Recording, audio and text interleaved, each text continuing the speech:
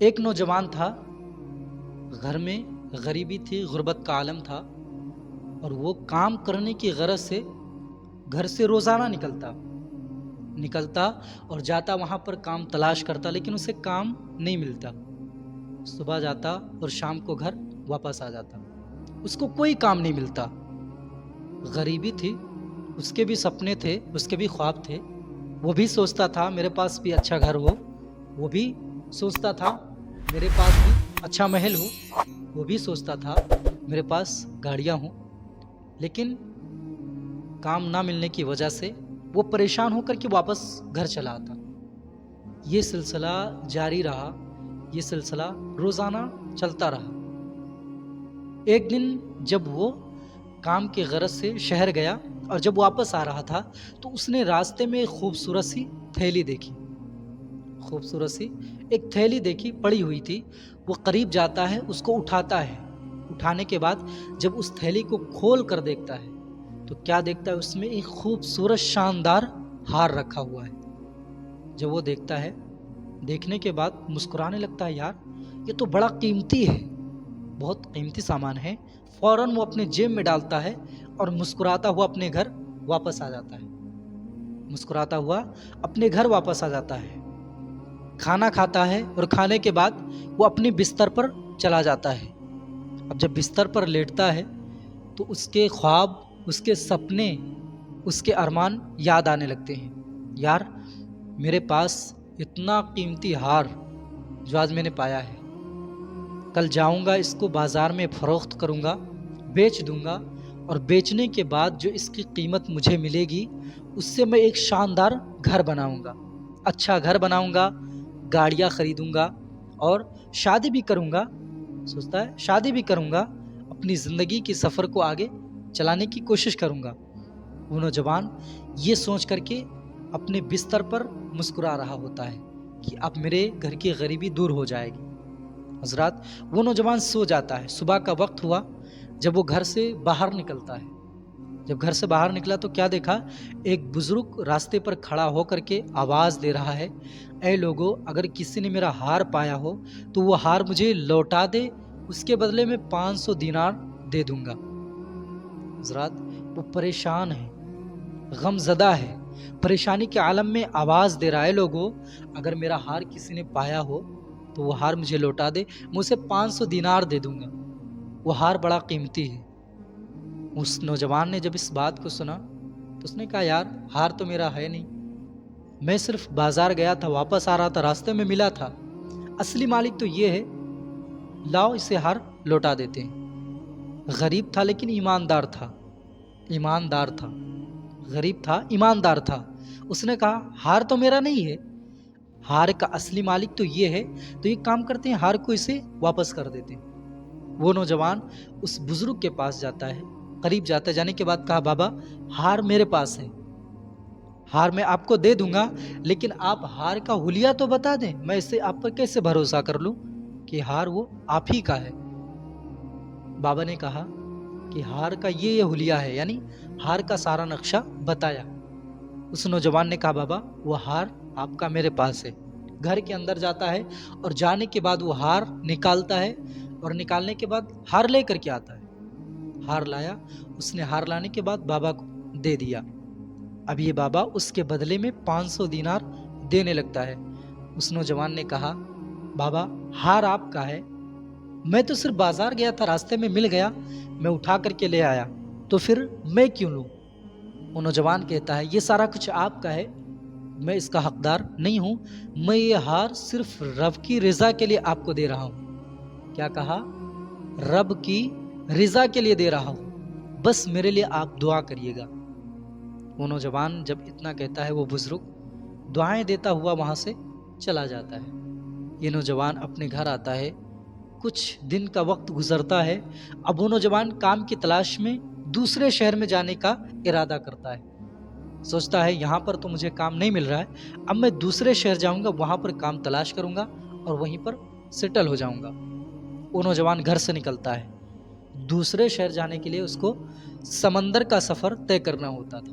وہ نوجوان سمندر کا سفر طے کرنے کے لیے ناؤ کا سہارا لیتا ہے۔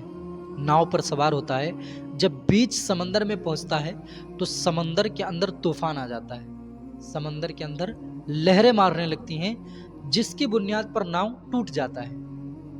جب ناؤ ٹوٹ گیا تو جتنے اس پہ مسافر تھے وہ سمندر کے درمیان بہنے لگے۔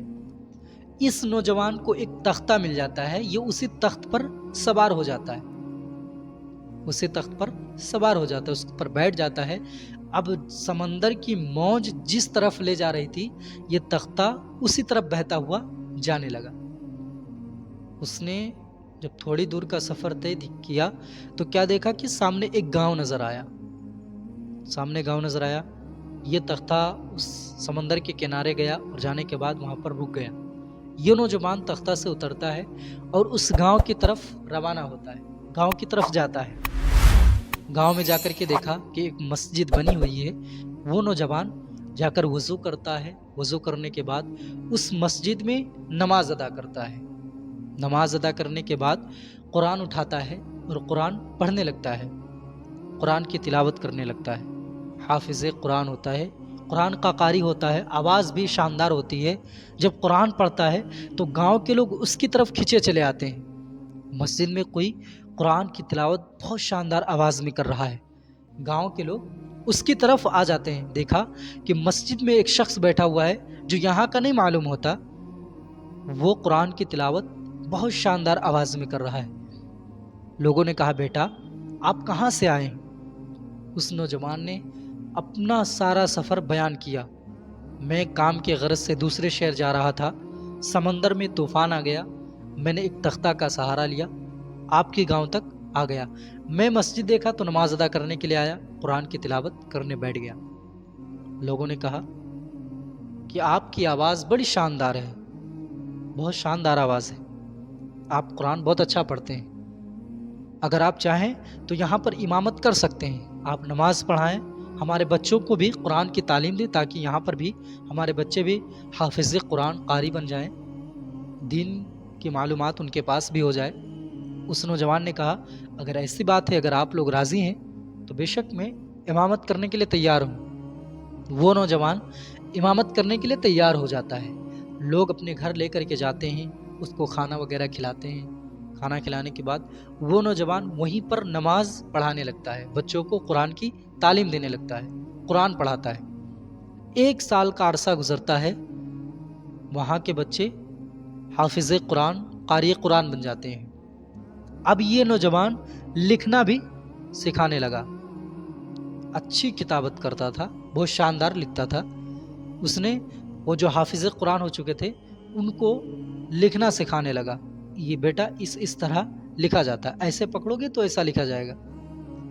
جب گاؤں کے لوگوں نے دیکھا یار امامت بھی شاندار کرتا ہے، آواز بھی گجب کی ہے اور قرآن کی تلاوت بھی شاندار کرتا ہے، بچوں کو حافظ قرآن بھی بنا دیا، قاری قرآن بھی بنا دیا، کتابت بھی شاندار کرتا ہے، ایک کام کرتے ہیں اس سے بات کرتے ہیں، اس کی شادی کروا دیتے ہیں۔ لوگوں نے گفتگو کیا، جا کر کے بات کی، بیٹا آپ قرآن بھی شاندار پڑھتے ہیں، امامت کرتے ہیں، بچوں کو قرآن کی تعلیم دیتے ہیں، حافظ قرآن قاری قرآن آپ نے بنا دیا، آپ کتابت بھی شاندار کرتے ہیں، اگر آپ کہیں تو اب آپ کی شادی کر دی جائے۔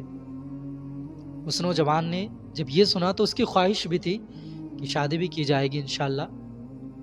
اس نے کہا اگر آپ کو بہتر لگتا ہے تو آپ بے شک کروا دیں، لڑکی دیندار ہو، نمازی ہو، شریعت پر عمل کرنے والی ہو، بس اور مجھے کچھ نہیں چاہیے۔ جب اتنا کہا تو لوگوں نے کہا میرے گاؤں میں ایک ایسی لڑکی ہے جس کی نہ ماں ہے اور نہ باپ، وہ یتیم ہے، اگر آپ کہیں تو اس سے شادی کروا دی جائے، نماز کی پابند ہے، نیک ہے، خوبصورت ہے۔ اس نوجوان نے کہا اگر آپ کو اچھی معلوم ہوتی ہے تو بے شک آپ نکاح کروا دیں۔ لوگوں نے نکاح کا انتظام کیا، نکاح کروایا۔ نکاح ہونے کے بعد وہ نوجوان جب بیوی سے پہلی رات ملاقات کرنے کے لیے جاتا ہے اور جب اس کے گھونگھٹ کو اس کے سر سے اٹھاتا ہے تو پھر چیخیں مار کر وہ باہر آ جاتا ہے، پریشان ہو جاتا ہے۔ لوگوں نے کہا بیٹا کیا ہوا، آخر کیوں پریشان ہو، کس بنیاد پر آپ چیخ رہے ہو؟ اس نوجوان نے کہا آج سے کچھ وقت پہلے مجھے ایک ہار ملا تھا، جس ہار کا مالک ایک بزرگ تھا۔ میں نے یہ ہار اس بزرگ کو واپس کر دیا۔ جب آج میں اپنی بیوی کے پاس گیا تو میں نے کیا دیکھا کہ وہ ہار میری بیوی کے پاس موجود ہے، وہ ہار میری بیوی کے گلے میں موجود ہے۔ تو لوگوں نے کہا اچھا یہ بات ہے۔ لوگوں نے بتایا اس لڑکی کا جو باپ تھا بڑا نیک تھا، بڑا اچھا تھا، خدا کا فرما بردار تھا۔ ایک دن اس کا ہار گم ہو جاتا ہے۔ اس کا باپ ہار کو تلاش کرتے کرتے ایک شہر میں پہنچتا ہے۔ وہاں پر ایک نوجوان سے ملاقات ہوتی ہے، جیسا کہ آپ نے بتایا کہ وہ ہار مجھے ملا تھا، وہ ہار میں نے پایا تھا تو میں نے بزرگ کو واپس کر دیا۔ وہ ہار اس کا باپ اپنے گھر لے کر کے آتا ہے۔ لانے کے بعد اس نے دل میں ارادہ کر لیا کہ جس جوان نے مجھے یہ ہار واپس کیا ہے میں اپنی بیٹی کا نکاح اسی کے ساتھ کروں گا۔ وہ آپ کی تلاش میں یہاں سے گیا، کافی دنوں تک آپ کو تلاش کیا، لیکن آپ نہیں ملے۔ آپ نہیں ملے تو وہ اپنے گھر واپس آیا اور پھر اس کا انتقال ہو گیا۔ اس کا یہ سپنا، یہ مقصد ادھورا رہ گیا۔ لیکن آج اللہ کی مرضی دیکھیے کہ آپ وہاں سے اتنا سفر کر کے آئیں اور پھر یہاں پر اسی لڑکی سے آپ کا نکاح ہو گیا اور اس باپ کا مقصد پورا ہو گیا۔ بہرحال وہ نوجوان اپنی زندگی کے سفر کو آگے طے کرنا شروع کر دیتا ہے۔ اس خاتون کے شکم سے 2 بچوں کی ولادت ہوتی ہے۔ اس نوجوان کے گھر پہ 2 بچے پیدا ہوتے ہیں۔ اس لڑکی کا انتقال ہو جاتا ہے، یعنی اس جوان کی بیوی کا انتقال ہو جاتا ہے۔ بیوی کا انتقال ہو گیا، وہ ہار بچوں کی ملکیت میں آ گئی، اس ہار کے مالک بچے ہو گئے۔ کچھ دنوں کے بعد ان بچوں کا بھی انتقال ہو جاتا ہے۔ اب یہ ہار اسی نوجوان کے پاس آ گیا، جس نوجوان نے کچھ وقت پہلے وہ ہار پانے کے بعد یہ مقصد ظاہر کیا تھا کہ یہ ہار فروخت کر کے میں اچھا گھر بناؤں گا، شاندار گھر بناؤں گا، گاڑیاں بھی ہوں گی، میں شادی بھی کروں گا۔ وہ ہار اب اس جوان کے پاس آ جاتا ہے، اب اس ہار کا مالک یہ ہو جاتا ہے۔ حضرات، میں آپ کو اس نصیحت سے ایک پیغام دینا چاہتا ہوں۔ اگر وہ جوان چاہتا تو وہ ہار اس وقت رکھ سکتا تھا، وہ ہار کسی کو نہیں دیتا، اس بزرگ کو وہ ہار نہیں واپس کرتا، کسی کو نہیں پتا چلتا، اس کو فروخت کر کے وہ اچھا مکان بنا سکتا تھا۔ لیکن یاد رکھو وہ غلط تھا، ہماری شریعت اس چیز کی اجازت نہیں دیتی، اس لیے اس ہار کا مالک وہ بزرگ تھا، اس لڑکی کا باپ تھا، یہ وہ استعمال نہیں کر سکتا تھا، اس کو یہ جوان استعمال نہیں کر سکتا تھا۔ لیکن اللہ تعالیٰ نے اس ہار کا مالک بنانے کے لیے اس کو وہاں سے سفر شروع کروایا، اور سمندر کا سفر طے کرتے کرتے یہ اسی بزرگ کی بیٹی کے گھر پہ آ گیا، اور اسی بیٹی سے نکاح ہوا، اس کا انتقال ہو گیا، اس کے بیٹوں کا انتقال ہوا، اور پھر اسی ہار کا مالک یہی شخص ہو گیا، یہی جوان اس ہار کا مالک ہو گیا۔ حضرات، میں آپ کو بتانا چاہتا ہوں کہ حرام اور حلال دونوں ایک راستے پر چلتے ہیں، ایک ساتھ چلتے ہیں۔ اگر انسان اس طرف آ جائے تو وہ حلال کی طرف جاتا ہے، جب وہ حلال رزق کھاتا ہے تو اللہ تعالیٰ اسے بے پناہ جزا عطا فرماتا ہے، تمام مقصدوں میں کامیابی عطا کرتا ہے۔ لیکن اگر بھٹک کر اس طرف آ گیا تو وہ حرام کی طرف آ گیا، اور جس کے شکم میں حرام کا ایک لقمہ بھی چلا گیا تو یاد رکھو اللہ تعالیٰ اس کی آخرت کو تباہ و برباد کر دیتا ہے، اس کی زندگی کو برباد کر دیتا ہے۔ اس لیے آپ حرام سے پرہیز کریں، حرام ہرگز نہ کھائیں۔ آپ کو اگر کوئی چیز ملے تو آپ اس کے مالک کو اسے واپس کر دیں۔ شریعت ہماری نہیں اجازت دیتی کہ آپ اس کو بنا بتائے اپنے پاس رکھ لیں۔ آپ کو اگر کوئی چیز ملتا ہے تو آپ لوگوں کے درمیان اعلان کریں، اے لوگوں بتاؤ کیا آپ کا یہ چیز گم ہوا ہے، یہ چیز غائب ہو گیا ہے؟